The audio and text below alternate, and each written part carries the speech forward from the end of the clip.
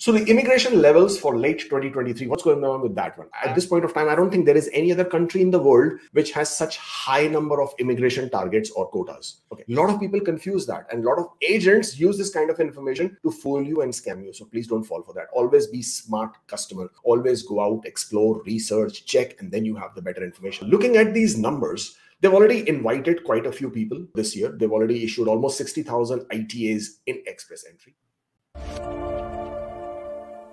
Let's talk about express entry. That is our favorite subject, right? So the immigration levels for late 2023, what's going on with that one? IRCC, obviously, as we know, has immigration ambitious plans, right? At this point of time, I don't think there is any other country in the world which has such high number of immigration targets or quotas. Okay. So these are the immigration plans for 2023 to 2025. So what they were looking to do is, for this year, 2023, they have a requirement, or rather, they have a target of 465,000 people. And that is the range, 410 to 505. It's not a fixed number, it's a range, right? So they could go as low as 410,000, they could go as high as 505,000. So target for 224 is 485,000, so up by 20,000. And then the range for 2025 is 500,000. So that's the target, right? So now they do a multi-year level plan. So you have 3 years in advance, you know exactly which way the government is taking you, you know what the immigration levels plan is, you know the provincial nominee programs as to what they are expecting. For example, the provincial nominee programs for this year is 105,500. Mind you, all of this is not express entry.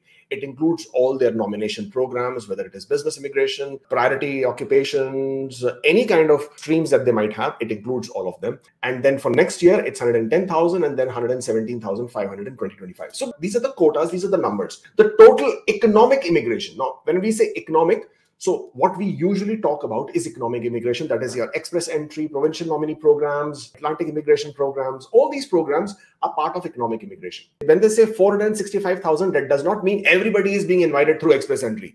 A lot of people confuse that, and a lot of agents use this kind of information to fool you and scam you. So please don't fall for that. Always be smart customer. Always go out, explore, research, check, and then you have the better information. So for total economic immigration quota for this year is only 266,210, which is almost 55% of the actual quota. The other numbers are basically for spouse and partners and children of permanent residents or citizens in Canada. So these are the family sponsorship, the parents, grandparents. Then you have the protected persons, they have the resettled refugees, other refugees, and then the refugee category. So total 76,305 under the refugee categories. And then the humanitarian and compassionate grounds is 15,985. That forms the total number of people. But the reason why I'm giving you all of this is that at this point of time, there has been some significant changes, as you're already aware, in express entry. Now that instead of just picking the top ranking profile, they have now moved away only from doing that. They are now also identifying category-based draw. So they've started looking at specific categories. There are at this point of time 6 specific categories, including the French proficiency. You have STEM, you have agriculture, you have transport, you have healthcare, and trades category, right? So you have 6 categories. They started conducting the draws. They've already conducted the draws in French, STEM, healthcare, and trades. Now we are looking forward to the transport and agriculture, which I am assuming, or I'm expecting for one of these to happen next week. Probably on Monday or Tuesday, you will have regular express entry draw where they will issue anywhere from 1,000 to 2,500 invitations, hopefully more, so that the scores can come down a bit. After they've conducted a draw, again, as what we have been seeing as a trend, the minister, any of the ministers are going to come and announce that they will now cater to the labor market shortage, and they will be inviting the transport category, or they will be inviting the agriculture category. And then from there on, Wednesday or Thursday or Friday, you will see a draw in that category as well. Hopefully, they will also have another draw in between, probably the healthcare, STEM, or French. And that would then make this whole week, coming week, of nice looking draws that we are looking forward to.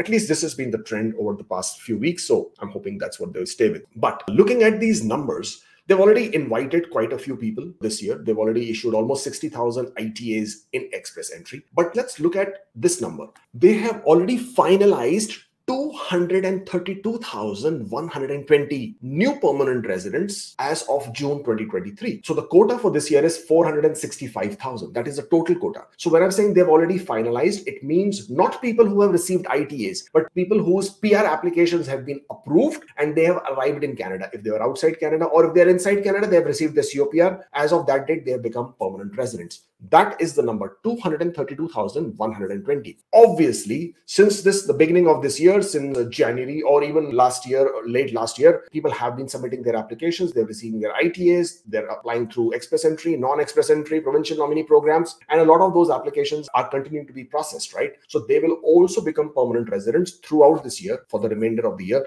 August, September, October, November, December. And if they continue with this number, like whatever is the rate that they have continued to get to 232,000 as of end of June, then it is absolutely possible that while we reach December, that number could well exceed 500,000. At least that's what the numbers are suggesting, if they continue with this. So two things will happen. If they wish to stick with 465,000, or they wish to stick with this range that they have, if they wish to stick with this range that they have, 410 to 505, then they probably may slow down the finalization of permanent residents towards the November, December. So the processing of the applications may slow down a bit, especially if you're inside Canada. That might slow down a bit, or COPRs, the way they're being issued, that might slow down a bit so that they can, don't have to exceed this number by too much. But 505,000 confirmed, finalized permanent residents for this year is an absolute possibility. Hey, that's why I call myself forever hopeful, right? But that also then prompts you that going forward for 2024, 2025, will there be an increase in the quotas? I am assuming so. I'm hoping so. And that information, obviously, we will get towards the end of October, November. That's when the new quotas are announced by Mark Miller, now the new immigration minister. So let's keep our eyes on to that as and when that happens. But as of right now, permanent resident train is steaming along, right? And they're really